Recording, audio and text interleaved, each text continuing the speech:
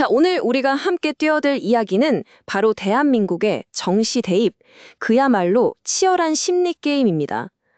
수능 점수라는 똑같은 카드를 들고 시작하지만 결국 누구의 전략이 더 뛰어난가에 따라 결과가 완전히 달라지는 그런 전쟁터죠.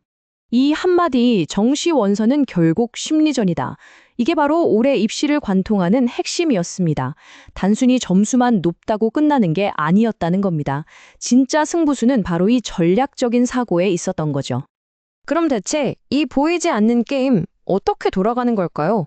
학생들이 미래를 좌우했던 그 결정적인 순간들에는 어떤 일들이 있었는지 지금부터 한번 제대로 파헤쳐 보겠습니다. 자, 이걸 이해하려면 가장 먼저 알아야 할 기본 원칙이 있습니다. 바로 도미노 효과라는 건데요. 내 선택 하나가 나비 효과처럼 전체 판을 뒤흔든다는 거죠. 이게 무슨 말이냐면요. 예를 들어서 한 대학이 갑자기 새로운 과를 만들었다고 쳐봐요. 그럼 그 영향이 딱 그 과에만 미치는 게 아니에요. 이게 막 연쇄 반응을 일으켜서 다른 학교들, 심지어는 가군, 나군, 다군, 이 전체 판세에까지 영향을 준다는 겁니다. 올해 이 심리전의 무대를 만든 몇 가지 핵심 변수들이 있었습니다. 이게 말이죠. 누구한테는 진짜 피하고 싶은 함정이 됐고 또 어떤 사람한테는 절호의 기회가 됐습니다. 자, 바로 이 5가지가 올해 입시판을 흔든 주범들이라고 할 수 있습니다.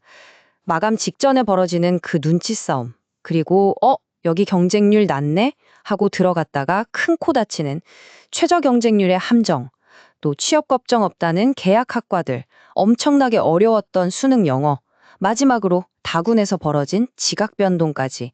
이 5가지를 알아야 올해 입시가 이렇게 돌아갔구나 하고 큰 그림이 보이는 거죠.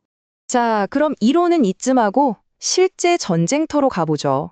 이 변수들이 최상위권 대학에서는 과연 어떻게 작용했을까요? 실제 사례를 보면 훨씬 더 와닿으실 겁니다.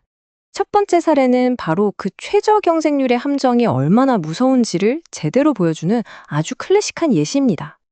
네, 바로 연세대 도고동문학과 이야기입니다.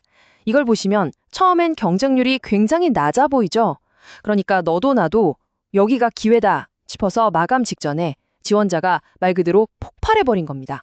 마지막 몇 시간 동안 여기는 진짜 붙겠다 싶어서 원서를 쓴 학생이 무려 197명이나 더 몰린 겁니다.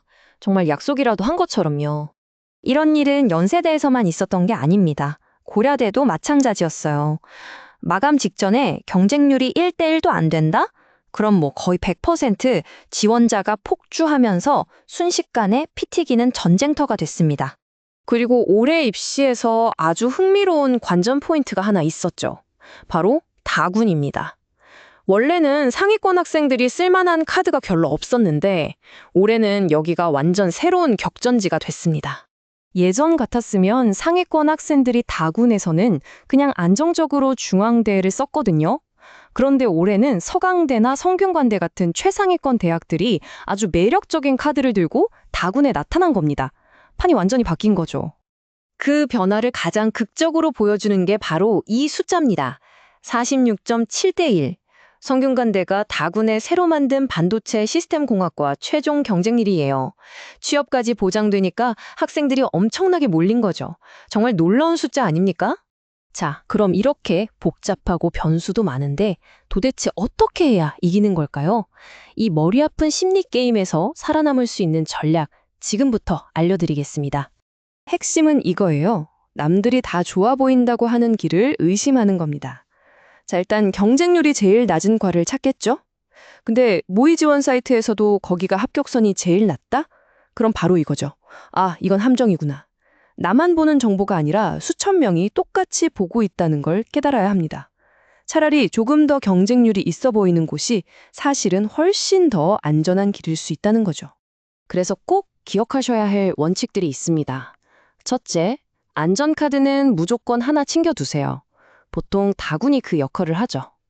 둘째, 역발상. 모두가 예스라고 할 때 노를 외칠 수 있는 용기가 필요합니다. 제일 쉬워 보이는 길이 제일 위험한 길일 수 있어요.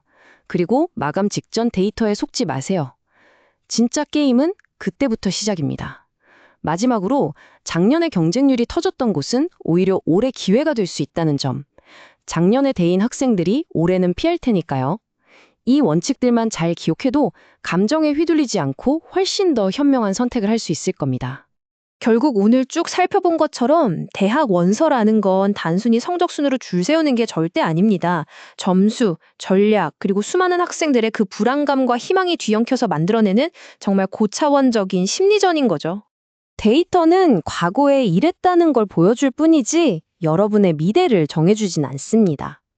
이 숫자와 심리가 복잡하게 얽힌 게임에서 여러분은 과연 어떤 마지막 한 수를 두시겠습니까?